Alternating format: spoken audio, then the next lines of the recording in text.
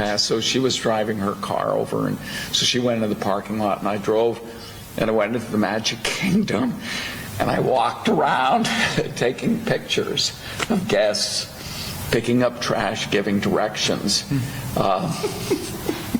I'm crying. He picked up trash. He picked up trash.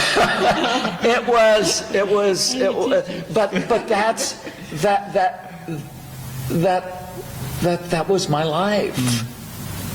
And then the next day, I'm at the rep, and I found this new world and a new opportunity to make a difference. Wow.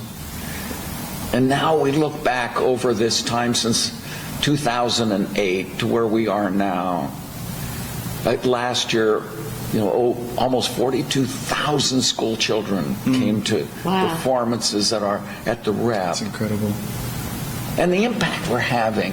And I need to share with you, I mean, over the years we've done some great works, and it's an example of the kinds of impact that we can have on kids. We did, right at the height of the recession, we did a wonderful production called 100 Dresses. 100 Dresses is a story about during the Depression, because we're headlines, depression. So we're addressing it. The story of a little girl that wears the same tattered blue dress to school every day. And the girl in her pretty dresses with her ribbons makes fun of her. Why do you always just bring bread? Well, of course, that's all she had. Well, I like bread.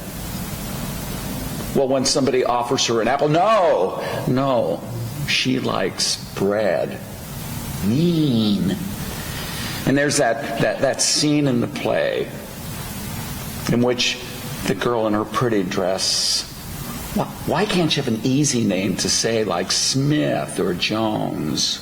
And why do you wear that same ugly dress to school every day? And out of desperation, this little girl, just being tired of bullying, says, I have 100 dresses just as pretty as yours at my house.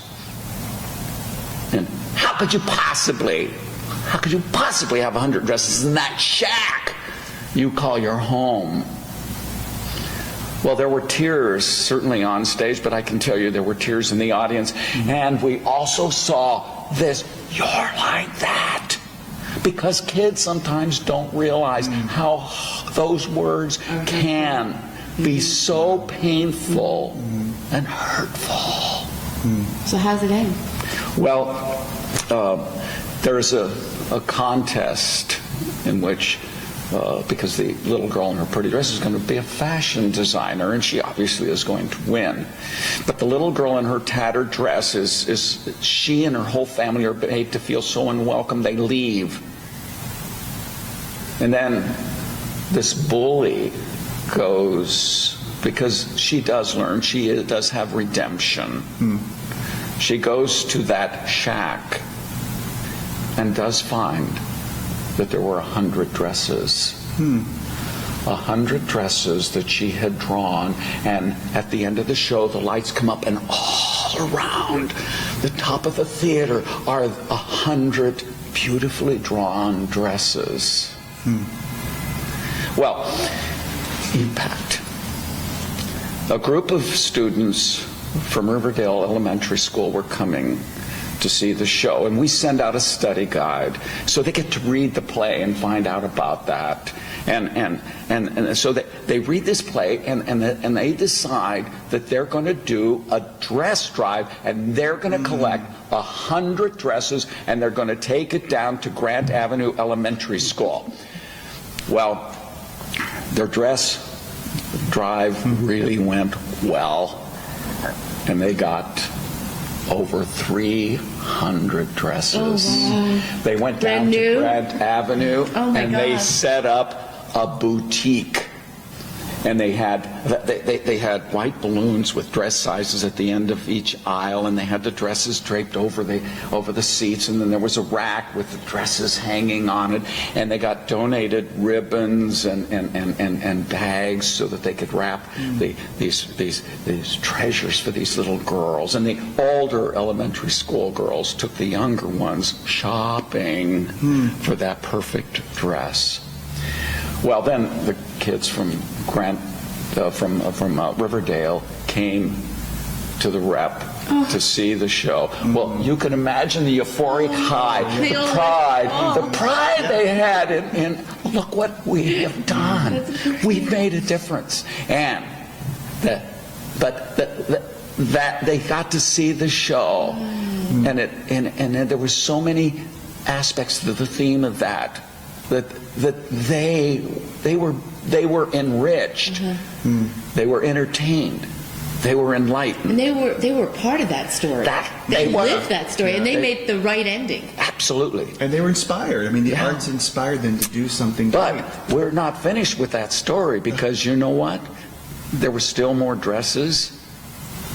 So they invited the kids from Grant Avenue, the little girls, to come back and select a second dress. The majority didn't take one for themselves, but selected one for a sister or a cousin. That's awesome. The ripple effect, the impact. That's what the arts does. I have a question for you. This is something I wanted to ask anyway. You take a story like that, how can we help you? How can we here in Orlando or Central Florida help Orlando Rep get a story like that out more so that you can do more stories like that and make more ripple effects? What do you need? Well, I think number one is we want people to come and see the quality of the work we're doing.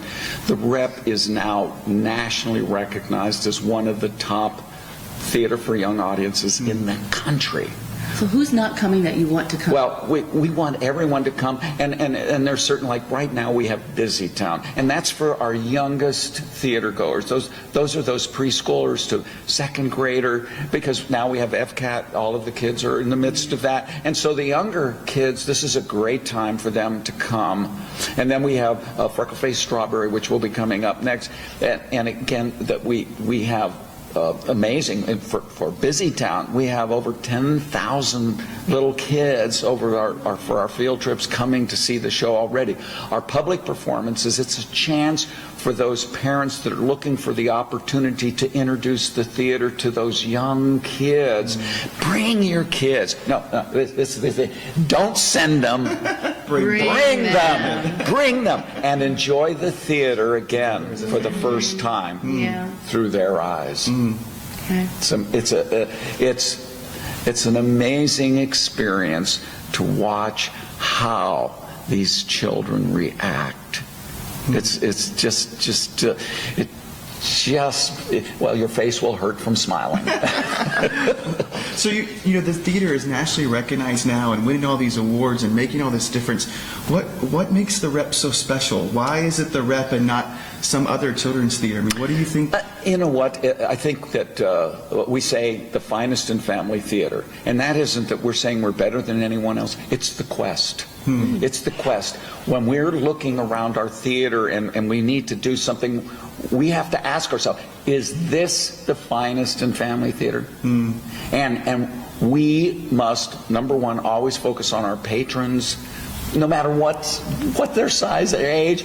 If it's grandmother bringing that grandchild, it's them. And then it's the quality of that, what we put on stage. And then, as far as I'm concerned, it's our people delivering that quality show to our patrons. And then I have to put in there that we have to focus on our business. And our business is we must run it in an appropriate manner. And I know that in part that's my area and my responsibility.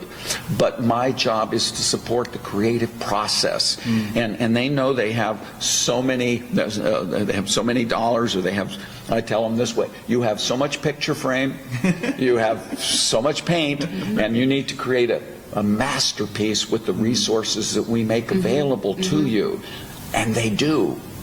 They do. An artist will take what you can give them, and if encouraged and given the resources, they will, and it's up to us, and it's up to the community to go and see their art. Artists are you're that way, you're that way. We don't do this for us. We do this for them. We do this for this is for our audience. For some reason, there's that calling inside you, and you want to do that for them. And then at the end of the day, it comes back to you in that feeling of wholeness. Oh, absolutely, absolutely. Vicariously, when I left the stage to go backstage as a stage manager, and backstage, I started something that was early on, and I did it right away because. I somewhat missed being on stage. I was at the Dorothy Chandler Pavilion, and we're doing this show, and you can imagine this gigantic house, and the audience is applauding. And then I said on the headset to the crew, I said, ladies and gentlemen, if you hear that applause, that's as much for us as it is for that cast. So wherever you are, or whatever it is that you did, do as I am doing at this moment. Take a bow. Thank you for a great show. I'm going to steal that, Gene. That's really great. Yeah. It would, and you know, I would get those grumpy guys going, but if I didn't do it, all right, what about us? Yeah. So it was, and then I would get cantankerous sometimes, and I'd say, oh, guess what? The cast is giving us a standing ovation. That's awesome. You know, it's our first one, so bear with me. How are we doing with time? Are we good? We're good. We're at about 55 minutes. Oh, that's Fantastic. Rob Lott, our wonderful producer back there talking You to said us. an hour and a half. Rob Lott, our producer, who also works with your son at Hoopsie Doo, I'm just saying.